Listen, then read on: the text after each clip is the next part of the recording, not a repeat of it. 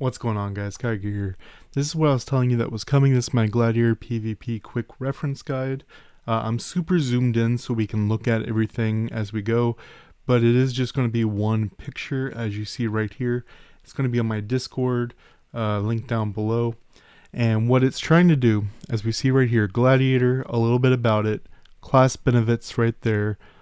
Two classes I think pair well with it, as well as the echo, what you get from the echo, as well as you can see we're going to be talking about PvP, top league, and it says tank. This is going for a tank build, not a brawler build, not a damage build.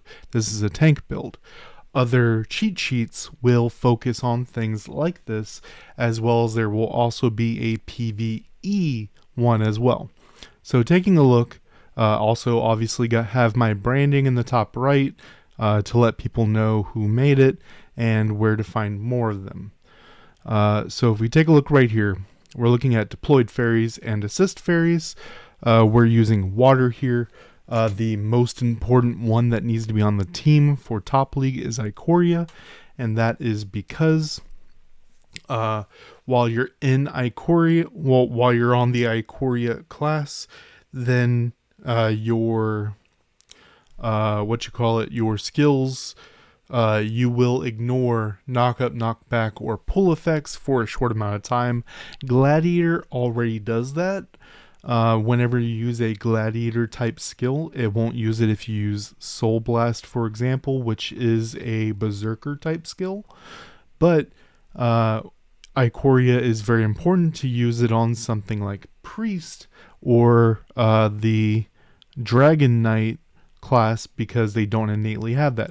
Priest does on a long cooldown have that when they use the priest skill, but they need to cast the priest skill, and Ikoria on a swap will allow you the time to cast it without interruption. I also have stat priority, the 6 stats I think you should be building right here. Damage increase, PvP increase. I had a question about this. When this is damage to adventures increase, it's just easier to just say PvP because it affects PvP adventures, our other players. Damage increase, PvP increase, damage decrease, PvP decrease, protection rate, and block. HP steal rate isn't important here. You will have plenty just from your class advancements as you go, and you don't need 100% for really anything in the game. Now, they are not in order here. These are just the 6 stats I think you should be looking for when you're doing anything. When you're doing IOs, when you're doing equipment, when you're doing anything, these are the stats you should be looking for. I also have the skills I think you should be using. Of note, I put cross slash here instead of punitive chop. Punitive chop, even though it's a gladiator type skill, so you will ignore knock up, knock back, or pull effects. Cross chop also is one, but cross chop is faster, gives the attack down, which is the main purpose of the tank, and it's not hurting you, which is what punitive chop does. Punitive chop does lower current HP, so the lower you are, the less it matters, but it heals based on damage, and you're not really focused on damage. So you have a healing skill over to the right.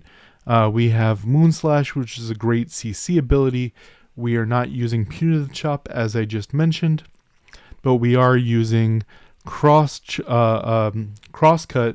because it reduces their attack by 15%, has a really low cooldown, so you can keep this up, as well as you can use this as an anti-CC tool. As I said, whenever you use a gladiator type skill, then you ignore knock up, knock back, or pull effects. The only pull effect also is the Moon Slash that we have here.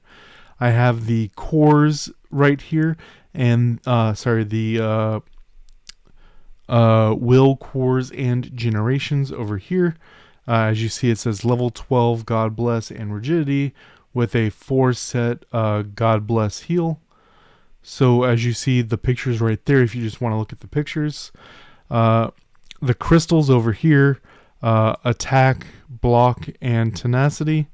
Let me know if you think I should put the actual names here, but the colors should tell you which ones they are. I want to make it easily seeable. Like, oh, I'm looking at the picture, I know what it is without having to really know what I'm looking for. It doesn't have to be level 8s or whatever like here, but just these are the ones that you are looking for. Treasures, I think these are important, especially for top league. You have most of these are, one is for when you're in echo, gives you bonus damage. Another is if you have a guildmate in your team, you get bonus damage. Another is with your partner, you get bonus damage.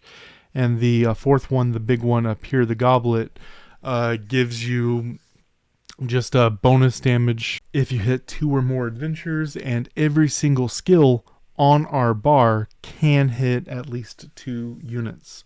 So this is very, very powerful. We're also going to have a high echo, and ideally you would have someone in your guild and your couple on your team for top league. If you don't, obviously you would change those accordingly. Shrine, the biggest change is you are primarily by yourself. So the teammate treasures have been removed here, focusing on ones that are just for yourself. Punitive chop is back here because you can use it as a ranged skill more easily in a big field like Shrine. The stats, crystals, things like these are all the same. Those are some primary changes. And then once we go to Guild War, you will notice some other decent changes. Treasures down here changed to be more guild focused, as well as more team oriented. The skills are the same as Shrine. You also, everything else should be the same here. Let me know what you guys think down below if you would like to see anything added. Until next time, guys.